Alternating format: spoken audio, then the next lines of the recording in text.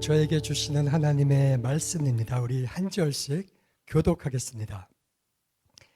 이사야서 60장 1절. 일어나라, 빛을 발하라. 이는 내 빛이 이르렀고 여호와의 영광이 내 위에 임하였음이니라.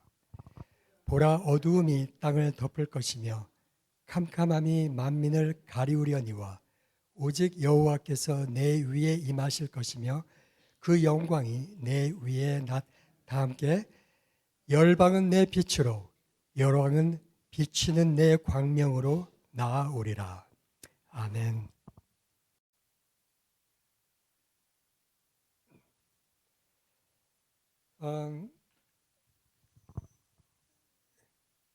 여러분들도 많이 기억하실 것 같은데 이런 백열전구 등 다 경험해 보셨죠?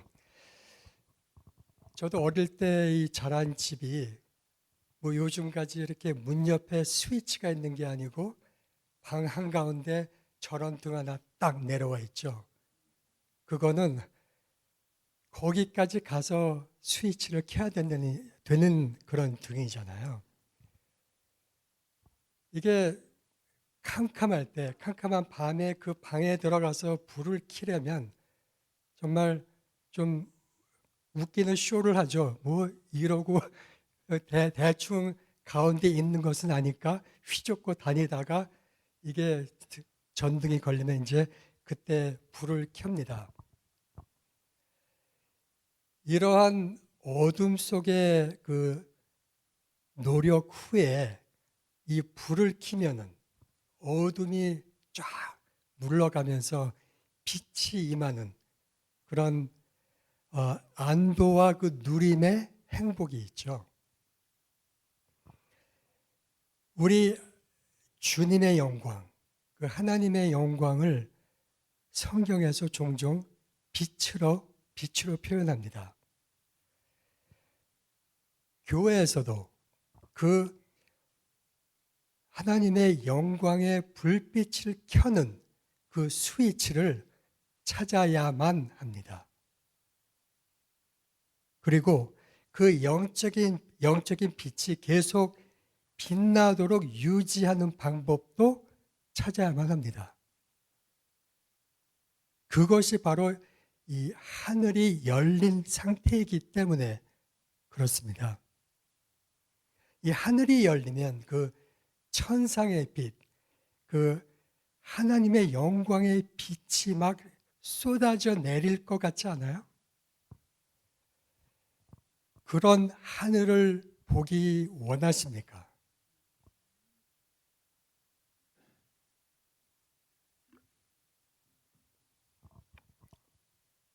이 열린 하늘이라는 것이 좀 추상적인 표현이긴 하죠.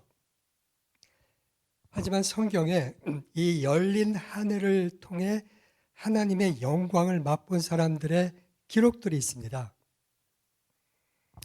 우리 너무 잘 아는 스데반 집사가 그랬죠. 하늘의 문이 열리고 예수님의 영광을 보고 그 순교를 담대히 맞이합니다. 또 바울을 빼놓을 수 없죠. 그 다메섹으로 가던 길에 하나님의 그 주님의 영광의 빛을 보고 며칠 동안 앞을 못 보죠. 그 성경에 기록된 예수님과의 그 대화 내용이 뭐 추려보면 한 30초 정도 될 것 같아요. 그 30초의 그 경험을 통해서 이 살인자 사울, 테러리스트 사울이 순교자 바울로 변합니다. 이것이 단 30초, 아니, 단 3초라도 하나님의 영광을 봤을 때 일어나는 그 열린 천국의 능력입니다.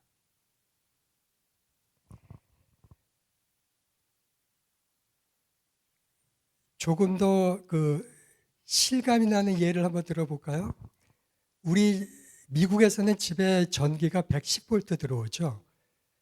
사실 그 전기는 뭐 감전이 돼도 그냥 좀 기분 나쁘게 찌릿하고 괜찮습니다. 근데 이게 220V나 480V가 들어오면은 미국도 가정집에 그렇게 들어올 수 있어요. 이거는 다른 얘기죠. 만약에 480V의 감전이 됐다. 그리고 그것을 견뎌내고 살았다. 그럼 그 사람은 그 감전의 경험을 평생 기억합니다. 제가 그렇거든요. 제가 고등학교 때 차를 고치다가 그 합선이 돼서 파란 불꽃을 보는 순간에 배터리가 제 얼굴에 터졌어요. 지금도 파란 전기의 불꽃만 보면 진짜 식은땀이 쫙쫙 나요. 그 열린 하늘의 영광을 보는 체험이 그렇다는 것입니다. 구약에는 야곱이 열린 하늘을 봤죠. 진짜 홈레스 같은 신세로 광야에서 돌베개를 베고 잠을 자다가 열린 하늘을 봅니다.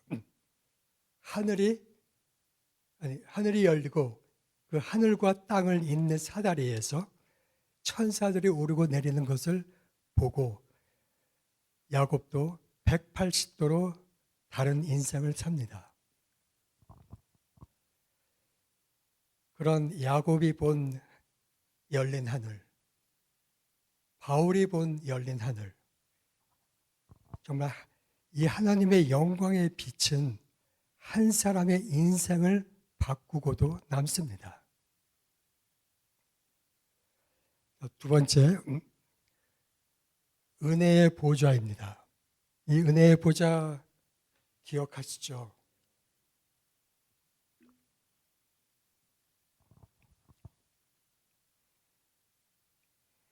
그 하나님의 영광 표현할 때 히브리어로 카보드라고 그러잖아요. 카보드. 근데 원어 그 의미에는 무거움이라는 뜻도 있습니다. 정말 견디기조차 어려운 무거운 빛. 여러분, 빛에 무게가 있나요? 하나님의 빛은 있습니다.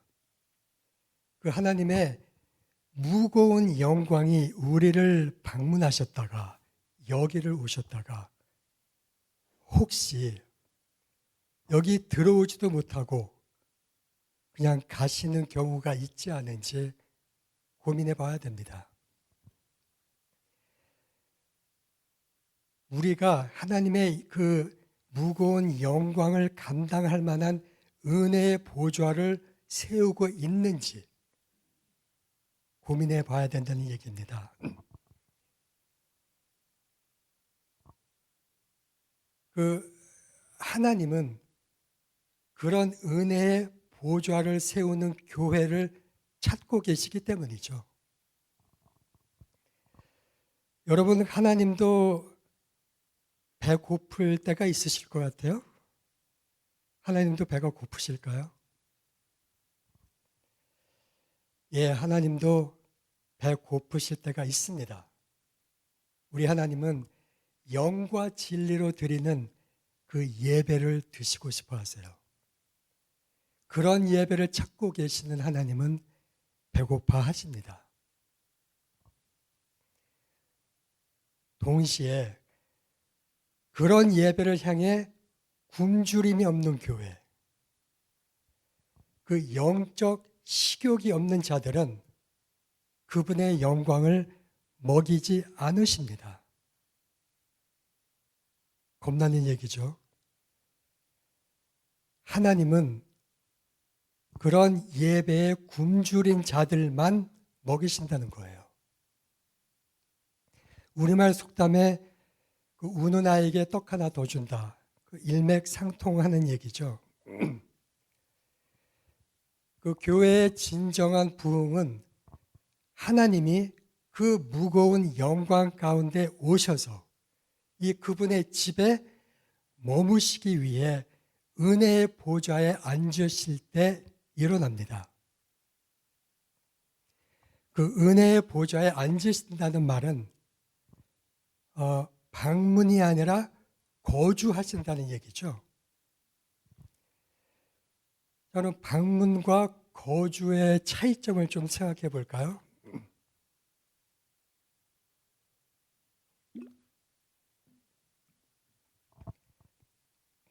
visitation, 그 방문은 이런 거예요. 주님이 오셨다가 앉으실 만한 자리가 없으세요. 그 은혜의 보좌가 이 가운데 없는 거예요. 그러면 주님은 저 뒤에서 그냥 어슬렁어슬렁 거리시다가 아니면 저 문 밖에서 그냥 뻘쭘히 엿보시다가 그냥 돌아가시지 않을까요? 아마 이러고서 다시 돌아가실 것 같아요. Oh well, I'll see you later. Thank you for the invitation though. 그러고서 쓸쓸히 돌아가십니다. 반면에 habitation, 이 거주. 주님이 오셔서 이 잘 준비된 튼튼하고 멋진 보좌를 보시고 이렇게 소리 지르세요. Oh yeah, that's what I'm talking about.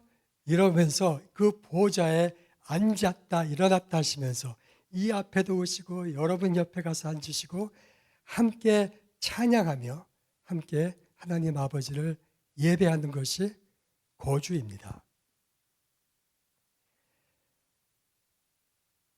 그 다윗이 이 초라한 장막에 어떻게 그 어마어마한 하나님의 임재가 머물 수 있도록 했는가? 참 성막이라고 하기도 좀 거시기한 그런 장막이잖아요. 두 가지 비결이 있었습니다. 저 장막 내부에 하나님과 우리 사이를 나누는 어떠한 벽도 어떠한 휘장도 없는 그런 장막을 세워서 하나님의 임재의 처소를 마련했다는 것입니다. 두 번째는 레위인들이 저걸 메고 왔죠. 레위인들이 저 언약궤를 내려놓자마자 정말 지체함 없이 예배라는 살아있는 은혜의 보좌를 만들어냄으로써 하나님께서 저 초라한 성막에, 저 성소에 즐거이 거하실 수 있도록 한 것입니다.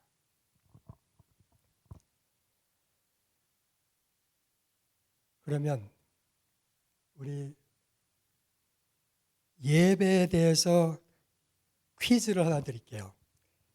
이 세 가지 보기 중에서 어떤 표현이 맞을까요? 예배 본다, 예배한다, 예배 드린다. 어느 것이 맞는다고 생각하세요?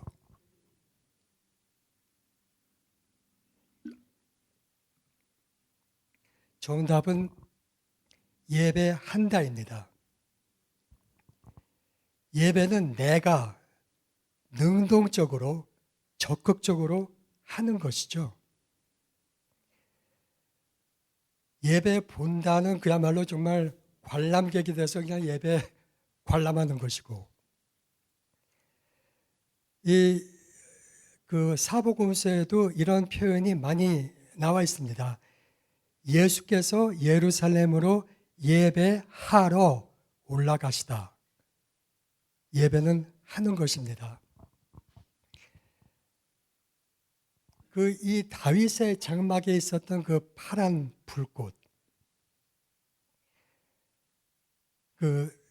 현현의 임재라 그러죠. 언약궤 위에 두 그룹의 날개 사이에 있던 그 파란 불꽃, 현현의 임재, 쉐키나 프레젠스라고 하는 이 불꽃은 세상의 어떠한 연료로도 지필 수 없는 불입니다. 그 불꽃은 오직 우리의 희생과 회개의 예배를 통해서만 지펴집니다. 제가 지난번 다윗의 장막 말씀 전할 때 당연히 기억 못 하시겠지만 예배에는 그 수고와 땀이 있어야 된다고 말씀드렸었죠. 수고와 땀이 있는 예배가 바로 희생의 예배입니다. 그리고 회개는 누가 대신 해줄 수 없는 거잖아요. 내가 해야 되는 것이 회개죠. 이 희생과 회개의 예배를 통해서만 그 파란 불꽃이 지펴집니다. 이것을 바꿔 말하면 우리가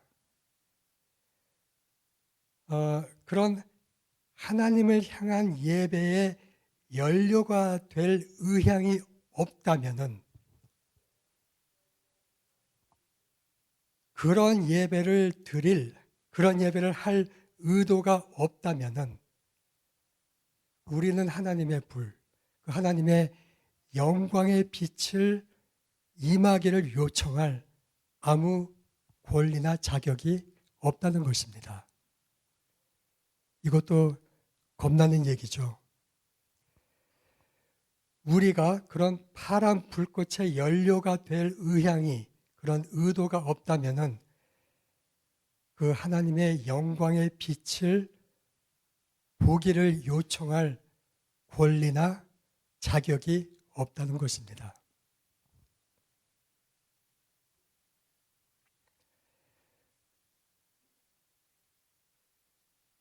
자, 세 번째 제목, 예배는 하늘로 열린 문입니다. 참 이것도 또 어마어마한 말이죠. 그 바울이 루스드라라는 지역에서 이제 유대인들에게 돌에 맞고 죽죠. 고린도 후서 12장에 그 장면이 나옵니다. 근데 아직 할 일이 많기 때문에 주님이 다시 살려주시죠. 근데 그 잠깐 사이에 경험한 삼층천에 대한 얘기를 합니다. 무익하나마 내가 부득불 자랑하노니 주의 환상과 계시를 말하리라. 사도 바울 같은 사람도 이 삼층천 같은 그런 영적 경험을 얘기하는 게 너무 조심스러운 거예요. 이게 유익이 될지는 모르겠지만 나는 이 얘기를 안 할 수가 없습니다. 그렇게 시작하는 거죠.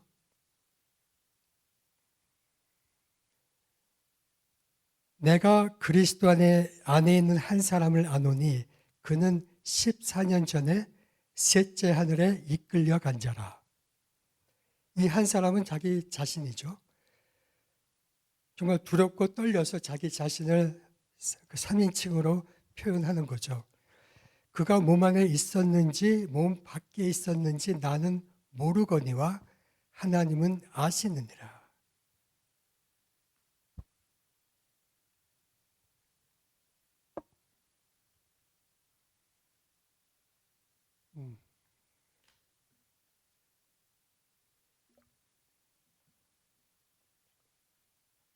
다시 한번 그 조심성을 반복합니다.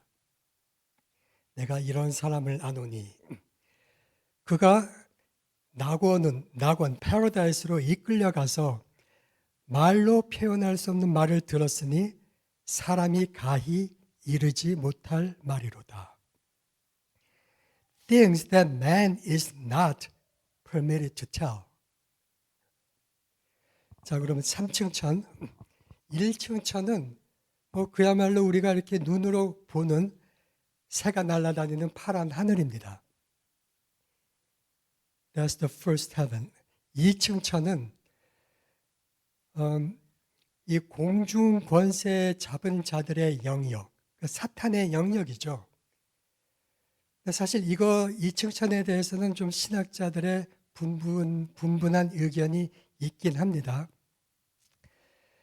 자, 바울이 얘기하는 3층천, the third heaven. 이거는 하나님이 계시는 그 영적 세계의 하늘이죠.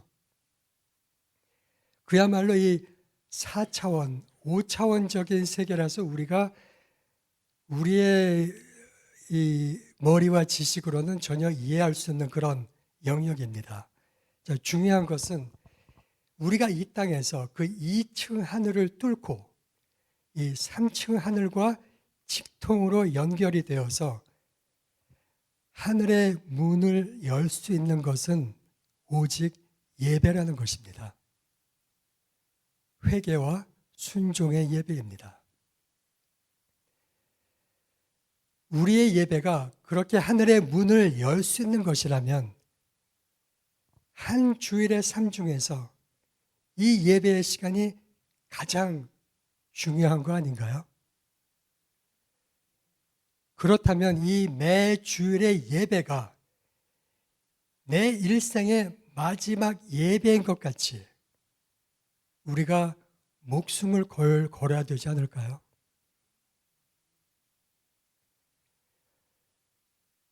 우리가 죄를 지었기 때문에 지옥에 가는 것이 아니고 회개가 없어서 지옥에 가죠. 이 세상에 죄가 들어오기 전까지 이 날이 서늘해지면 하나님은 아담과 하와와 같이 그 아름다운 에덴 동산을 거닐며 두런두런 얘기하셨습니다. 그 하나님은 지금도 우리와 함께 그렇게 두런두런 얘기 나누시며 걷고하고 싶어 하세요. 이것이 오직 예수의 보혈과 우리의 회개로서만 가능하다는 것입니다. 그 구약의 예배하기를 진짜 끔찍히 사랑했던 다윗이 있죠. 3000년 전에 이렇게 찬양합니다. 감사함으로 그의 문에 들어가며 찬송함으로 그의 궁전에 들어가서 그에게 감사하며 그의 이름을 송축할지어다.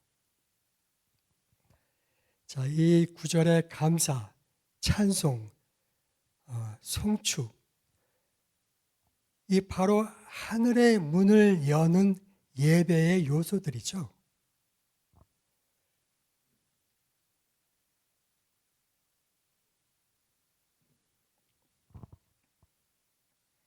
우리 다들 너무 잘 아는 대로 예배는 이 쌍방향이죠. Two-way communication. 오늘날 그 신약 시대 하나님의 임재의 처소로 나아가는 그 길을 여는 것은 오직 예수 그리스도의 피죠. 그런데 그 하나님이 오시는 길을 열고 하나님이 우리에게 가까이 다가오시도록 하는 것은 우리의 수고와 회개의 예배라는 것입니다. 우리는 온전하지도 완벽하지도 않은 존재들입니다. 그러나 용서의 옷을 입고 사는 존재들입니다. 온전하고 죄 없으신 예수 그리스도의 그 희생의 피로 덮여졌기 때문에 그분의 임재 안으로 들어갈 수 있습니다.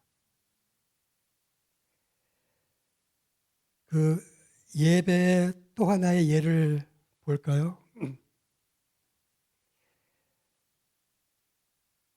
바울과 실라가 거의 죽도록 두들겨 맞고 피투성이가 돼서 이 발에는 어마어마한 족쇄가 채이고 그 침침하고 축축한 빌립보 감옥에 갇혀 있을 때 그 드린 예배 다 기억하시죠?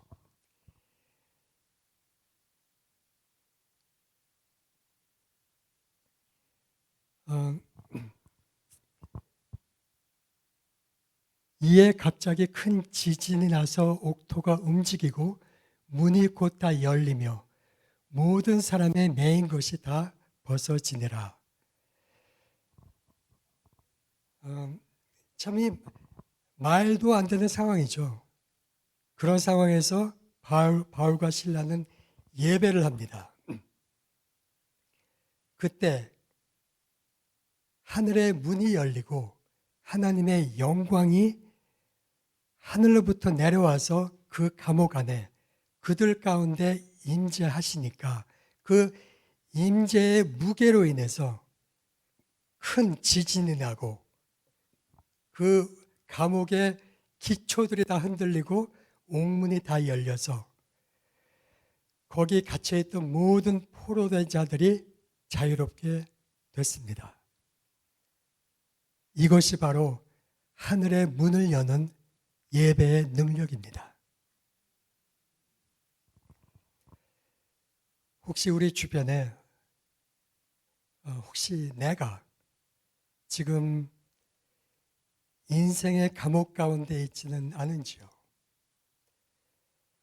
여기저기서 두들겨 맞은 것 같은 상황, 내 발이 족쇄에 매인 것 같은 상황, 그 감옥문이 잠겨 있는 그런 상황일지라도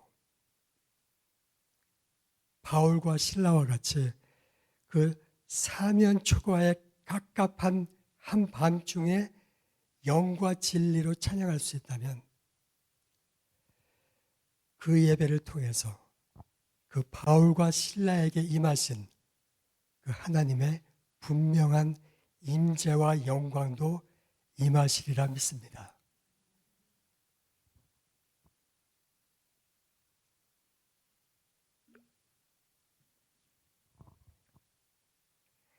말씀을 맺습니다.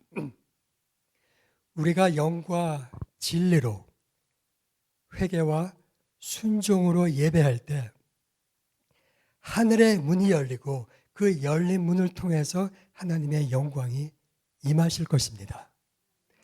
우리가 진정한 회개와 순종과 희생의 예배를 통해 은혜의 보좌를 세울 때 하늘의 문이 열리고 주님의 영광의 빛이 이 주은혜 교회에게 임하시며 떠나지 않고 함께 계실 것입니다.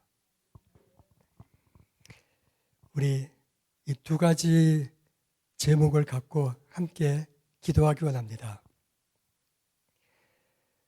우리 주은혜 교회의 모든 예배가 하늘의 문은 예배가 되기를 원합니다.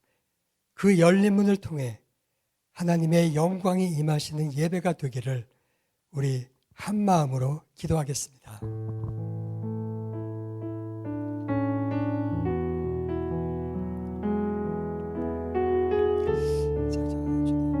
주은혜 교회의 예배가 영과 진리로 드리며 하늘의 문이 열리고 주님께서 기쁘게 임하시며 임재하시는 그런 예배 되기를 원합니다. 순간이라도 주님의 영광을 맛볼 수 있는 그런 예배 되도록 그런 교회 되도록 주은혜 교회를 붙잡아 주시고 축복하여 주시기를 소원합니다. 한 사람 한 사람의 예배에 임하는 마음과 생각을 주장하여 주시고 주관하여 주셔서 주님이 기뻐 받으시는 예배가 늘 임하여 주님 함께하여 주시옵소서. 또 한 가지 기도 제목 드립니다. 우리의 예배가 영과 진리로 드리는 예배, 회개와 순종으로 드려 주님이 기뻐하시는 은혜의 보좌를 세우는 예배가 되기를 함께 기도하겠습니다.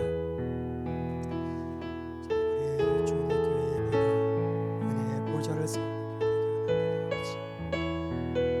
주님께서 마음과 생각을 주장하여 주시고 주님께서 기쁘게 앉으시고 거주하시는 우리와 함께 하시는 그런 은혜의 보좌가 우리 주님의 교회 예배 가운데 온전히 세워질 수 있도록 주님 함께하여 주시옵소서.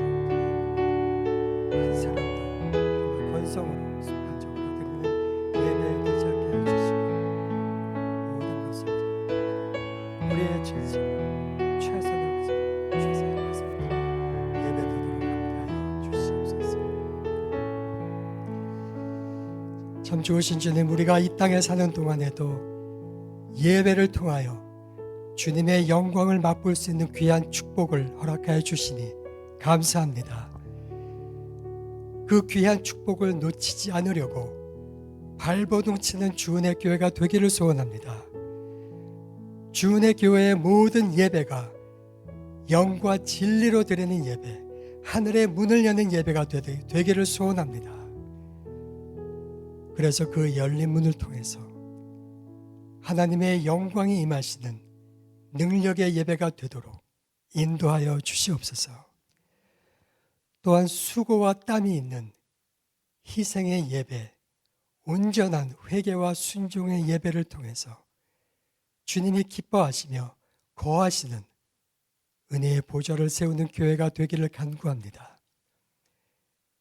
우리 교회에 허락하여 주신 그 은혜의 보좌, 그 임재의 불꽃이 주님 오시는 날까지 꺼지지 않도록 우리 자신을 기꺼이 들여서 그 불을 지피는 교회 되도록 늘 붙잡아 주시고 인도하여 주시옵소서. 존귀하신 우리 주 예수 그리스도 이름으로 기도합니다. 아멘.